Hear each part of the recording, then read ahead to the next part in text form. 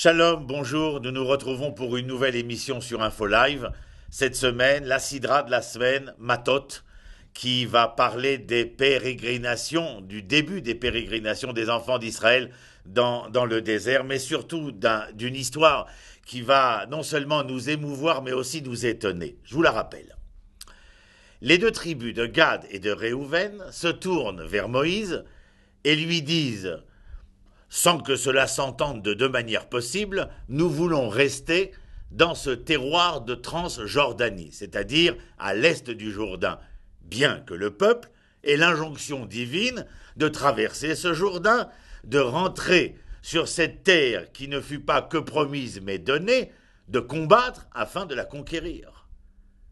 Voilà, en tout cas, une réaction de ces deux tribus qui va réveiller une véhémence terrible chez Moshe, parce qu'il ne comprend pas comment ces deux tribus, avec hommes, femmes et enfants, peuvent venir et quémander une telle demande quand, sous-tendu à la demande, il est question, en fin de compte, de quoi?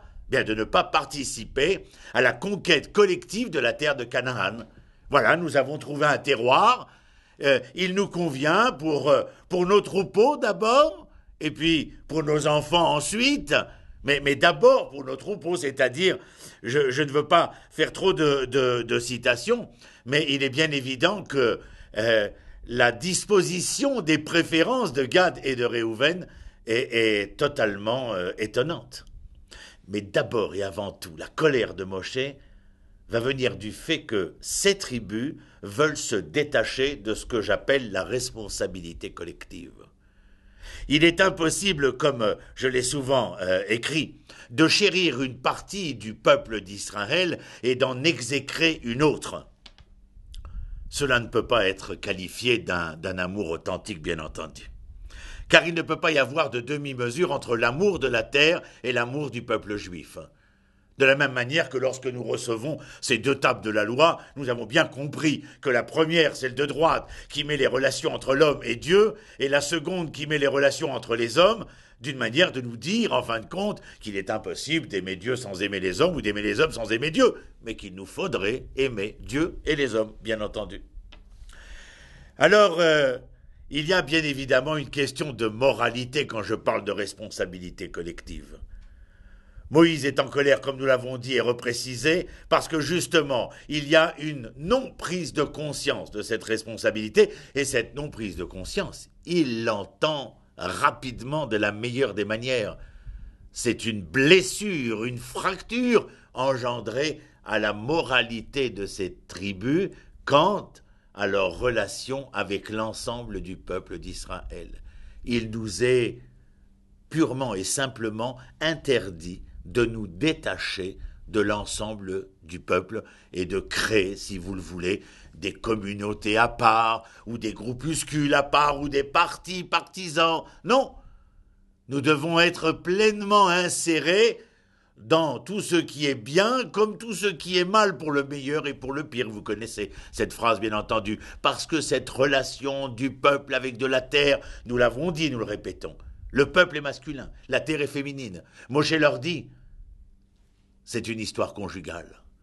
Le peuple doit se conjuguer à tous les temps, à tous les verbes, avec cette terre. C'est les prémices de la récolte des fruits, de vos fruits, qui seront les passions de cet amour-là. Et si vous vous détachez maintenant et vous engagez dans un terroir qui, de prime abord, n'est pas prévu, peut-être le sera-t-il a posteriori, mais en tout cas, a priori, il ne l'est pas. Il ne l'est pas tout simplement parce que cette conquête est la conquête du peuple d'Israël dans son ensemble, bien entendu. Alors ce n'est pas, bien sûr, nous ne pouvons pas accuser Gad et Réhouven de ne pas vouloir rentrer en Eretz Israël. Ce n'est pas de cela dont il est question. Leur propos, lorsqu'ils viennent présenter leur doléance à Moshe, est de dire « cette terre est bonne pour nos troupeaux ». Et ça, c'est gênant. Parce que, voyez-vous, cette rentrée en Eretz Israël n'est pas une conquête, une entrée par intérêt, mais par amour, nous l'avons dit. Le bas blesse. Vous pensez d'abord à des intérêts économiques et sociaux bien avant de penser à l'éducation de vos enfants, car le fait de suivre le cheminement prévu dans le projet divin est à lui-même ou en lui-même une véritable pédagogie. Changer, tourner le sens de ce projet ou de ces cheminements, c'est aller à l'encontre de cette pédagogie-là. Et puis qu'est-ce que vous faites valoir en fin de compte? Clairement, vous venez dire au peuple d'Israël et à vos enfants, à vos compagnes, vous venez de leur dire « Oui, je sais, depuis le Sinaï, nous avons appris à conjuguer le verbe être pour avoir.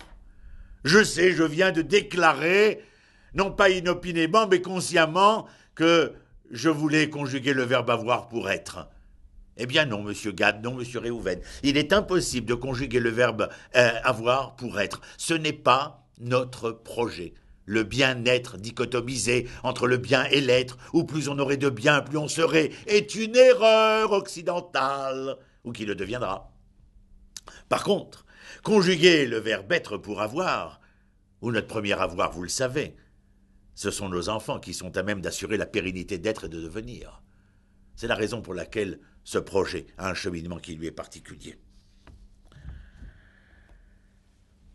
Il y a une demande de la part de ce projet, une demande de travail, non pas seulement sur la moralité, mais où dans la moralité, l'une des vertus essentielles de la moralité est l'amour. Pas seulement l'amour conjugal de l'homme à la femme, mais ici de l'homme à Dieu ou de l'homme à la terre. Dans tous les cas de figure, vous le savez, comme dans le Lecha Dodi de Rabbi Al-Kavatz, il sera question d'une relation entre un pôle féminin et un pôle masculin.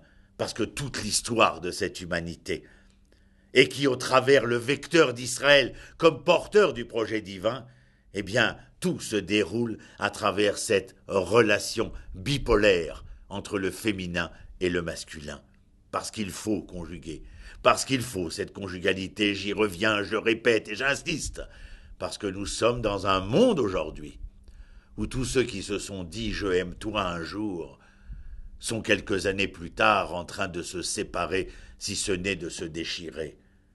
Je t'aimerai à tout jamais, pour le meilleur et pour le pire, et pour cela, il faut engager sa responsabilité, mais où cette responsabilité, en hébreu, c'est achrayut.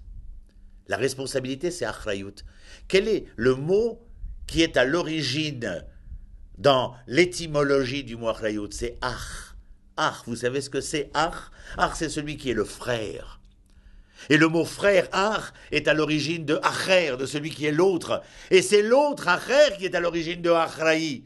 Tout cela pour vous dire, Gad et Réhouven, que si vous voulez vraiment paraître comme des êtres responsables, il vous faudra reconnaître l'autre comme votre frère. Et quand on reconnaît l'autre comme son frère, eh bien par vents et marées, nous le suivons. Et pour l'amour de ce frère, on ferait se battre des montagnes. À bientôt, shalom.